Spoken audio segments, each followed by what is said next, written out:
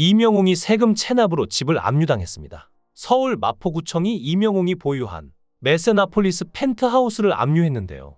이명웅은 메세나폴리스에서 내 가구뿐인 최고층 펜트하우스를 51억 원에 사들여 거주하고 있었습니다. 이곳은 89평의 방 5개, 욕실 4개 구조로 말 그대로 어마어마한 궁전인데요. 이명웅이 보유한 아파트에 설정된 압류 등기는 압류가 설정된 지 3달 만인 지난 1월 13일에야 말소 처리됐는데 결국 이 말은 이명웅이 3달 만에 체납세금을 완납한 것인데요. 마포구청의 체납독촉 및 압류고지 기간까지 포함하면 압류 말소까지 1년 정도 걸린 셈이라 대한민국 최고 트로트 스타인 이명웅이 납세의 의무를 너무 안일하게 생각한 게 아니냐는 지적이 나올 수 있는 부분이죠. 한편에서는 이명웅이 자신이 최고의 트로트 스타라는 점에 취해서 세금이고 뭐고 안 보인 게 아니냐며 콧방귀를 끼는 여론도 있었는데요. 이명웅의 소속사 측은 이명웅이 거주하는 아파트는 우편함이 출입구인 지하나 지상 1층이 아닌 3층에 있다며 이로 인해 일정 기간 우편물을 확인하지 못하면서 지방세 고지서를 수령하지 못했고 결국 압류 통지를 받는 일이 있었다고 해명했습니다. 하지만 이명웅은 바른 청년 이미지로 여러 브랜드 광고 모델로 활동하며 천문학적인 수입을 올려왔기에 비판의 목소리는 점점 더 커지고 있습니다. 이명웅은 무명 시기를 거쳐 TV조선, 미스터트롯에서 우승하며 단숨에 스타덤에 오른 신의 스타인데요. 각종 광고까지 쏟아지면서 2022년 9월 메세나폴리스 최고층 펜트하우스를 51억 원에 사들여 거주하고 있죠. 이명웅 자택에 근저당권이 설정되지 않다는 점에서 대금을 전액 현금으로 지불했다는 추측도 나왔는데요. 하지만 세금 체납 소식이 알려지면서 세금을 안 낸 이력이 있는 사람이 은행 모델을 하는 게 말이 되냐는 지적까지 나오고 있는 상황입니다. 신뢰도가 생명인 은행 모델이기에 금전 관련 잡음을 피해 가기 위해 더욱 주의를 기울였어야 했다는 것이죠. 이명웅은 지난해 2월 하나금융그룹 모델로 발탁됐는데요. 당시 하나금융그룹 측은 이명웅에 대해 선행과 기부 활동을 꾸준히 이어오고 있는 따뜻한 행보가 함께 성장하며 행복을 나누는 금융이라는 그룹 미션의 방향성과 일치했다고 말하면서 이명웅의 모델 활동에 기대했습니다. 하지만 은행 모델이 세금 체납이라니 참 앞뒤가 안 맞는 것처럼 느껴지는데요. 특히 동료 가수들의 행보와 비교되며 비판의 강도가 높아지고 있는데요. 같은 미스터트롯 출신인 이찬원, 영탁, 장민호가 각각 1억 원씩 경북 산불 피해 이재민을 위해 기부한 소식이 전해진 것과 맞물려 이명웅의 세금 체납 소식이 더욱 부각되는 것이죠. 하지만 그렇다고 해서 지금까지 이명웅이 해온 기부나 선행이 사라지는 건 아닌데요.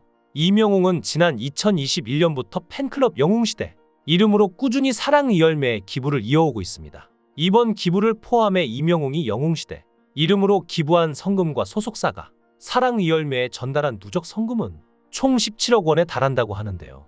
앞서 지난 10월 12일 이명웅은 직접 참여했던 하나은행 자선축구대회 티켓 판매 수익금 12억 원 전액을 월드비전과 사랑의 열매에 기부하기도 했죠. 평소 축구를 향한 애정을 드러냈던 이명웅은 득점으로 이어지는 도움을 기록하며 실력을 뽐냈고 축구 팬들과 이명웅의 팬클럽 영웅시대가 하나 돼 사랑과 나눔의 메시지도 전파했는데요.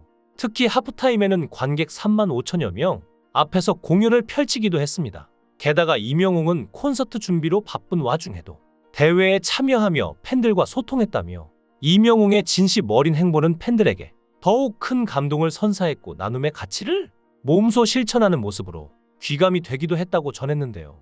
팬들 역시 이명웅의 뜻에 동참해 산불 피해, 집중호우 피해 지원 등 다양한 사회 문제 해결에 기여하며 나눔 리더스 클럽 가입과 지역별 봉사활동 등을 통해 스타와 함께 선행을 이어가고 있는 것으로 유명하죠.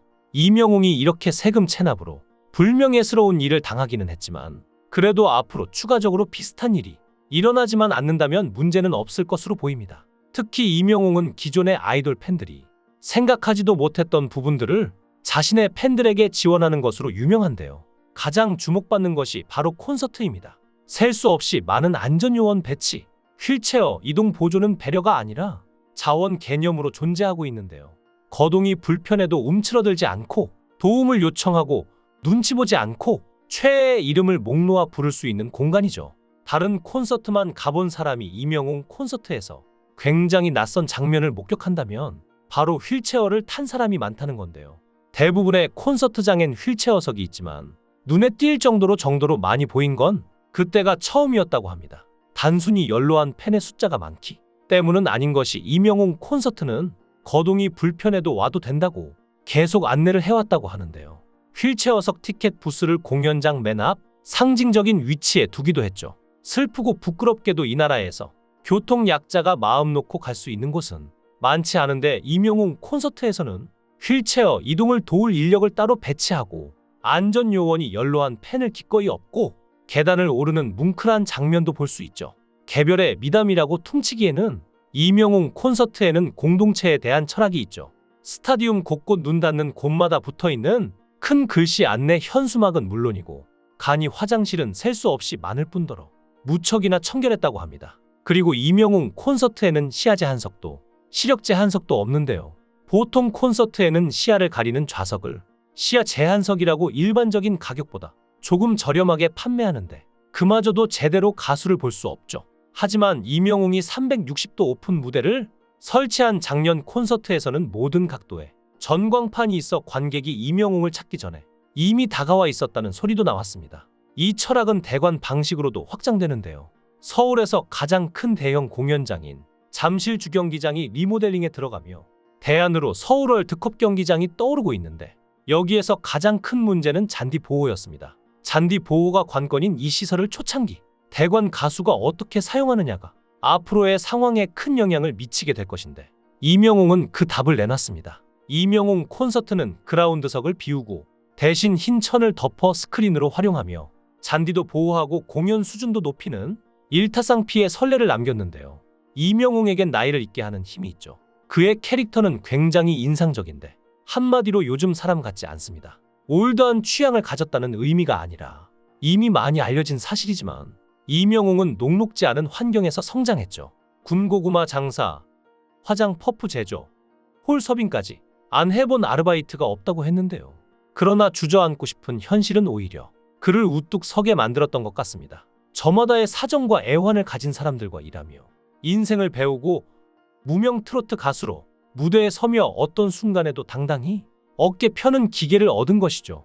이런 이명웅의 성공은 고생 끝에 낙이 온다를 가슴에 품고 코리안 드림을 꿈꿨던 세대의 마음을 움켜쥐었던 게 아닐까요? 또한 이명웅은 트로트를 부르면서 자신의 노래가 아니더라도 많은 이들에게 그 시절의 향수를 불러 일으킵니다. 이명웅은 탁월한 해석력으로 1960년대에 도성의 배신자를 들으며 가슴을 치던 누군가의 시절을 1980년대 구창모의 희나리를 들으며 이별의 아픔을 달래던 또 누군가의 시절을 소환하는 것이죠. 그렇게 어르신들의 아이돌이 아니라 만인의 아이돌이 된 이명웅은 역대 솔로 가수가 가진 밀리언셀러 기록 중 최단 기간을 달성하며 새 역사를 썼습니다. 이명웅의 공식 유튜브 채널도 누적 조회수 14억이 1천만 회를 넘기는 등 연이어 놀라운 기록들을 써내려가고 있는데요. 이번 일처럼 세금 체납이라는 불명예스러운 일로 더 이상 기사에 오르내리지 않으면 여태까지 그래왔던 것처럼 영웅시대는 물론 이명웅의 노래를 즐겨 듣는 사람들도 그를 응원할 것이라 믿습니다. 이명웅의 앞날을 응원합니다. 여러분들은 어떻게 생각하시나요? 이명웅을 응원한다면 댓글로 남겨주세요. 시청해주셔서 감사합니다.